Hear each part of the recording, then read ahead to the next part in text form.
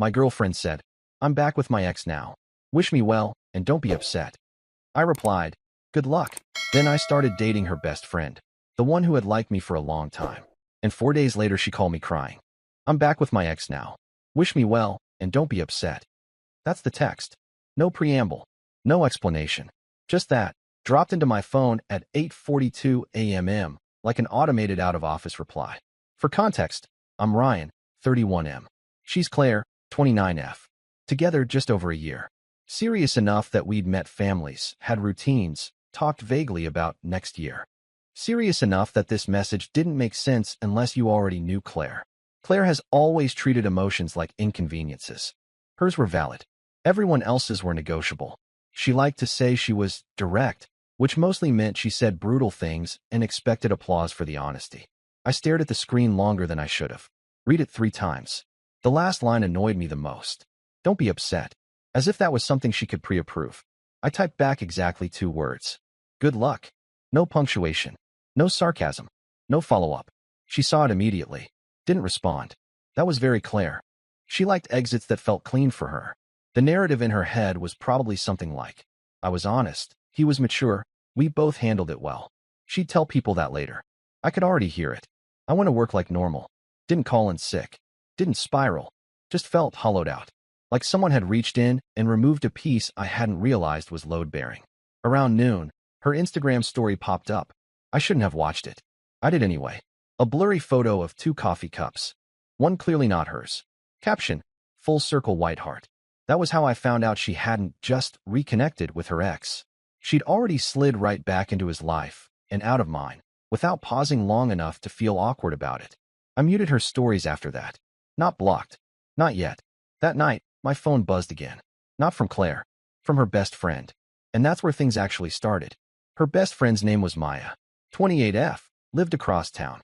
The kind of girl Claire always described with faint condescension. Sweet, but passive, too loyal, bad at picking men. I'd known her the entire relationship. She was always around. Always supportive. Always the one who remembered birthdays, brought extra snacks. Asked how I was doing when Claire didn't bother. Her text was simple. "Hey, I just heard. Are you okay?" That alone hit harder than Claire's exit message. I didn't reply right away.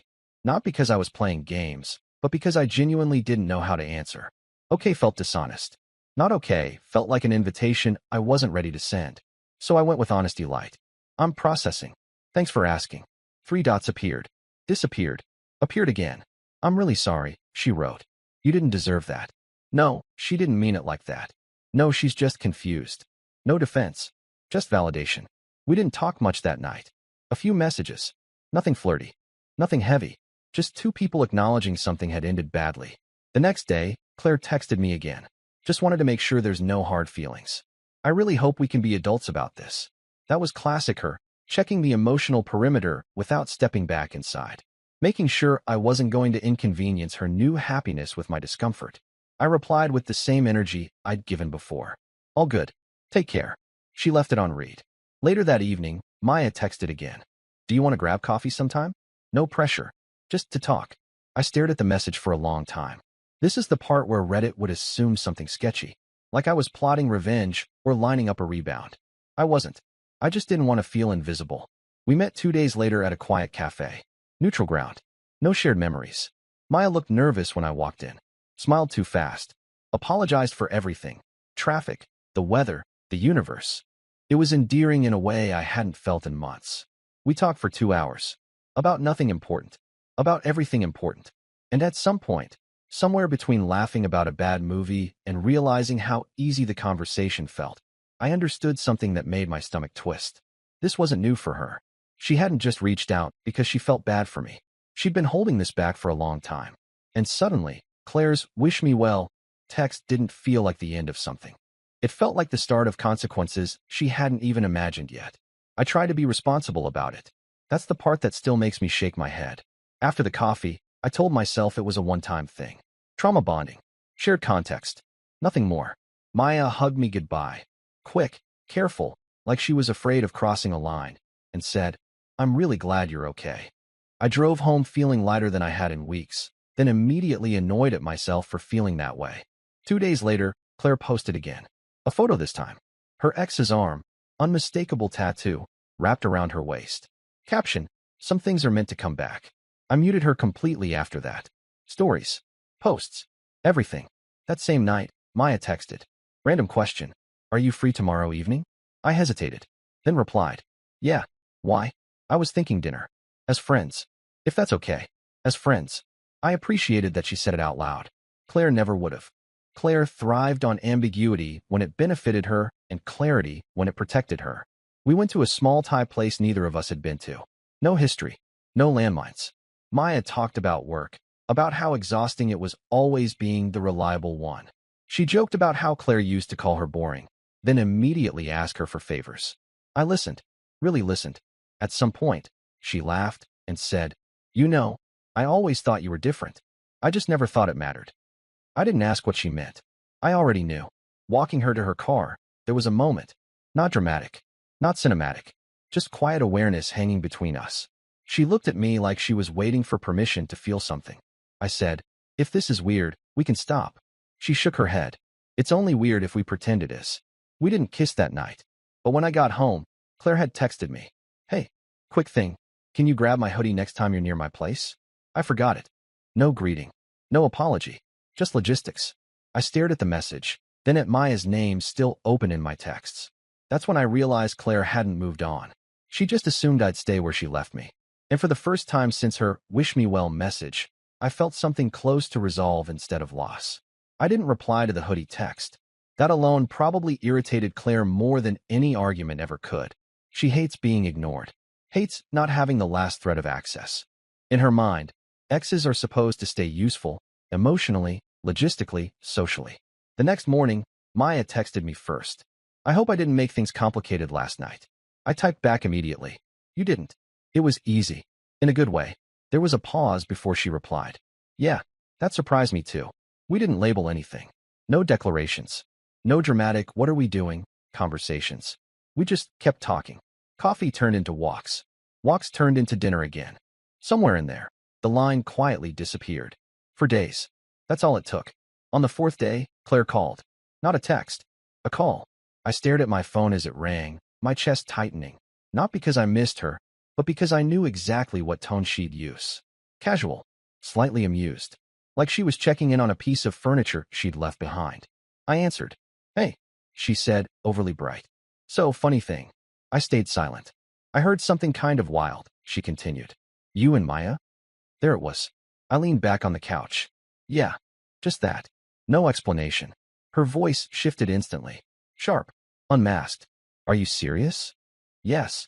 She laughed, but it came out wrong. Wow, that's fast. Don't you think? I didn't bother pointing out timelines. Didn't mention how she'd already been back with her ex before dumping me. Facts never mattered to Claire unless they served her. You don't get to do this, she snapped. She's my best friend. You didn't get to tell me who you were sleeping with either, I replied calmly. Silence. Then a tremor. You did this to hurt me, she said. That one almost made me angry. I didn't do anything to you, I said. You moved on. I did too. Her breathing turned uneven. I thought you'd at least be upset longer. There it was. The expectation. I said. I just didn't stay there. She started crying then. Real crying. Messy. Accusatory. You're supposed to be sad, she said through tears. You're not supposed to replace me with her. I closed my eyes. I didn't replace you, I said quietly. I chose someone who actually chose me. She hung up on me. And for the first time, I knew exactly how this was going to end, for all of us. Claire didn't disappear after that call. She spiraled. Within hours, my phone started lighting up. Not from her directly, but from mutual friends who suddenly just wanted to check in. Messages phrased carefully, like they were afraid of choosing sides. Is everything okay between you and Claire? She seems really upset. I heard some stuff. I ignored most of them. Maya didn't. She told me later that Claire showed up at her apartment unannounced that same night. Crying. Angry. Oscillating between victim and prosecutor. She kept asking if you meant anything to me, Maya said quietly. Not in a curious way. In a competitive way. That tracked. Claire has never been good at losing attention. Especially not to someone she subconsciously ranked beneath herself. Maya had always been safe. The loyal friend who listened to rants, validated bad decisions, and never crossed lines. Until now. The next day, Claire texted me directly. Long message. Paragraphs. Emotional whiplash. I can't believe you'd do this to me. After everything we had. She knew how much you meant to me. This is betrayal on both your parts. I read it once. Didn't respond. An hour later, another message. I hope you're happy ruining friendships. That one annoyed me. Because Claire didn't care about the friendship. She cared about the optics. About losing control of the narrative where she was the main character and everyone else existed in supporting roles. That night, Maya came over. We didn't talk much about Claire. We didn't need to. The tension wasn't awkward. It was solidifying. Like something fragile had finally decided to hold. At one point, she said softly, I was scared you'd think I was using the situation. I looked at her and realized how different this felt from everything before. I feel chosen, I said honestly. Not convenient. She smiled then. Not triumphantly. Relieved. 2 days later, 4 days after Claire's wish me well text, my phone rang again. Claire. I answered. She was crying before I could say hello. How could you do this to me, she sobbed. I thought we mattered. I thought you'd at least need time. I stayed quiet. You didn't even fight for me, she continued. You just replaced me. That was the moment I finally understood. She didn't want me back. She wanted proof that leaving me still hurt. And she wasn't getting it. Claire didn't stop calling after that. She just changed strategies. The crying turned into anger. The anger turned into sarcasm. The sarcasm turned into these oddly calm, manipulative messages that always started the same way. I'm not mad anymore. I just want clarity. Clarity, to Claire, has always meant control. I didn't respond. Not because I was trying to punish her, but because every conversation felt like stepping back into a room I'd already burned down. There was nothing left in there for me. Maya, on the other hand, was taking it harder than she let on. Claire had been her best friend for almost a decade. Sleepovers, shared apartments, inside jokes that stretched back to college. Losing that wasn't collateral damage to Maya. It was a real loss. She told me I stabbed her in the back, Maya said one night, sitting on my couch, knees pulled up to her chest. She said I was always waiting for my turn. That made my jaw tighten. Were you? I asked carefully. Maya shook her head. I liked you, yeah? But I never crossed a line. I respected her. I respected you. I believed her. Completely. Claire had always liked to rewrite history once it stopped serving her. In her version, Maya wasn't a friend who fell for the wrong guy. She was a traitor who'd been plotting all along. The next morning, Claire finally said the quiet part out loud. She texted me. So what? You just get to upgrade. That word, upgrade, told me everything. She didn't see Maya as a person. She saw her as a downgrade I wasn't supposed to want. Someone beneath her in the invisible hierarchy she'd built in her head. I replied for the first time in days. This isn't about comparison. She responded instantly. It is to me. Of course it was. That afternoon, Maya got a call from Claire's ex, the same one Claire had gone back to.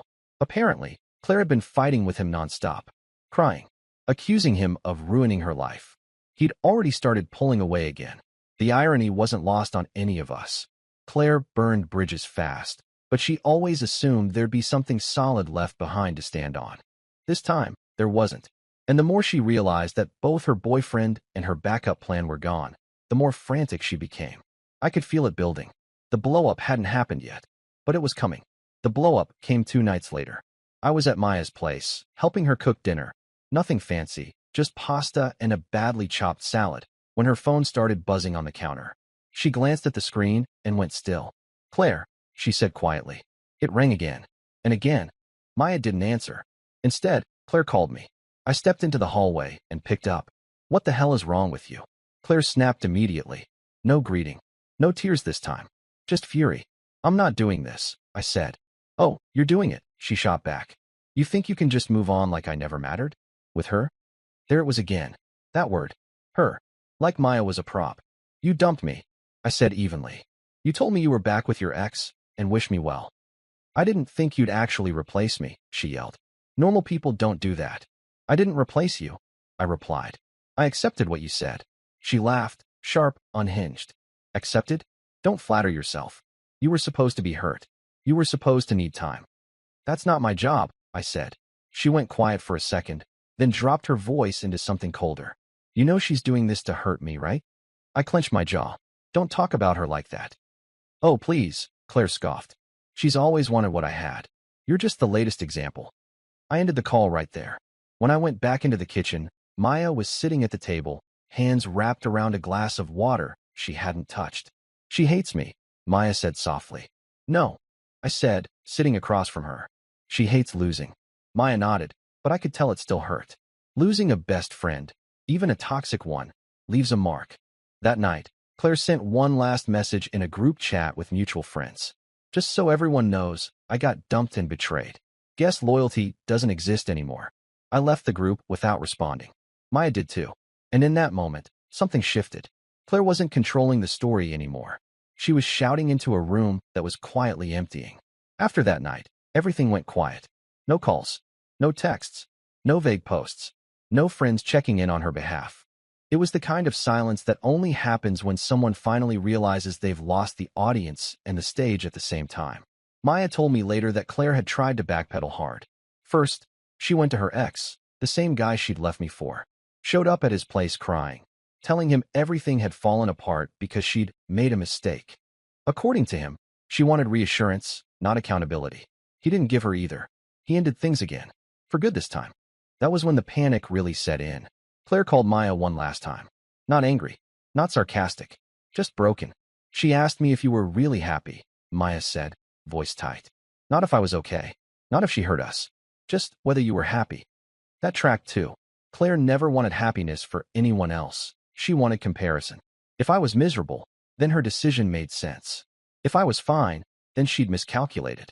A few hours later, my phone rang. Unknown number. I answered. Hey, Claire said quietly. No edge. No performance. It's me. I didn't speak. I'm not calling to fight, she said quickly.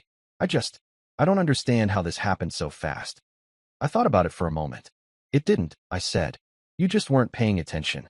She let out a shaky breath. I didn't think you'd move on before I did. That sentence said more than anything else ever had. You told me you were back with your ex, I replied. I believed you. I didn't think it would cost me you, she whispered. I closed my eyes. You don't get to decide the price after the transaction, I said. She cried then, quietly. No accusations left. Just grief and shock. I really did think you'd be there if it didn't work, she admitted. I said. Until you told me not to be. We stayed silent for a few seconds. I hope you're happy, she said finally. I am, I replied. That was the truth. She hung up without saying goodbye. I didn't hear from Claire for a week after that call. No texts. No surprise numbers. No dramatic posts. That kind of silence only comes when someone is replaying every decision they made, hoping one of them will suddenly make sense if examined hard enough. Then, late Friday night, she tried again. This time it wasn't emotional. It was casual. Hey, random question.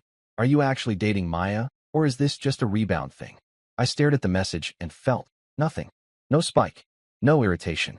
Just clarity. I replied honestly. We're dating. 3 dots appeared. Disappeared. Appeared again. Wow. So it's serious? That question annoyed me more than it should have. Not because it was invasive, but because of what it implied. That seriousness was something she still needed to approve. That I owed her an explanation for moving forward. It's real, I typed. That's all that matters. She didn't respond right away. When she did, it was long. I just don't get how you could move on so easily. It makes me feel like what we had didn't matter at all. Like I was nothing to you. There it was. The final pivot. From anger to wounded pride. I took my time replying. What we had mattered, I wrote. But you ended it. I didn't know at a mourning period you could measure. The typing dots stopped. Minutes passed. Then, so that's it. You're really choosing her over me. I shook my head, even though she couldn't see it. You chose first, I replied. I just didn't argue. That was the last message she sent that night. An hour later, Maya texted me from the other room. She messaged me, asked if this was worth it. I walked in, sat next to her, and showed her my phone. Maya read the messages quietly, then looked up at me. She still thinks this is about winning, she said. I nodded. Yeah. Maya leaned into me, resting her head on my shoulder. I'm glad you didn't stay where you weren't chosen, she said softly. So was I? And I knew, deep down, that there was only one conversation left. The final call came 4 days later. I was sitting on Maya's couch, half watching a show we weren't really paying attention to, when my phone lit up with Claire's name. Not a blocked number. Not a burner. Her actual contact. I hesitated for a second, then answered. Not because I owed her, but because I knew this was the end. She was already crying. I don't understand, she said between breaths. I really don't. You were supposed to be the safe one. There it was. The truth, stripped bare. I didn't know choosing myself meant losing you forever, she continued. I thought you'd be there. Like before. I closed my eyes. You didn't choose yourself, I said quietly. You chose your ex. And you told me not to be upset about it. That wasn't what I meant, she snapped, then broke again. I thought you'd wait. I glanced over at Maya, who gave me a small, reassuring nod without hearing a word. I didn't wait, I said. I moved forward. So that's it. Claire whispered. You're really happy with her? Yes, I said. No hesitation. No softening the blow. A long silence followed. The kind that stretches because there's nothing left to negotiate.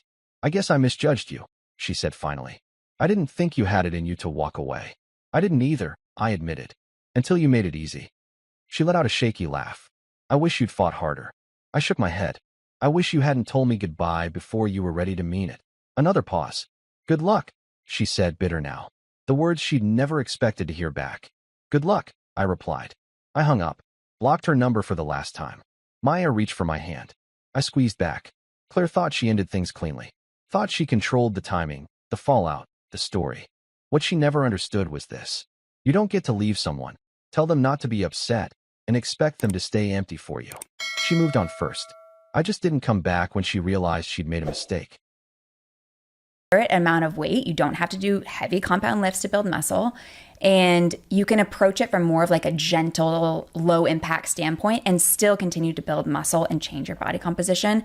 And a lot of women, if they start to do that, they end up being really happy with how they look on the outside, because when you have more muscle, your body composition changes. So the ratio between fat and lean mass changes. So you fit better in your clothes. You are stronger, you improve your insulin sensitivity. It's just, I really think that it's the stigma that if we lift heavy weights, we're going to get bulky within a matter of weeks. And truly, for me, I body recompositioned the last year. So I gained muscle and lost fat at the same time. It's called body recomposition. It's a little bit of a slower process, but for me, it took me an entire year to gain 5 pounds of muscle, the whole year. Wow. You know what's so funny is as a man, when I broach this subject with the women in my life and they tell me they're worried about bulking up, so I'm like, you understand, I've been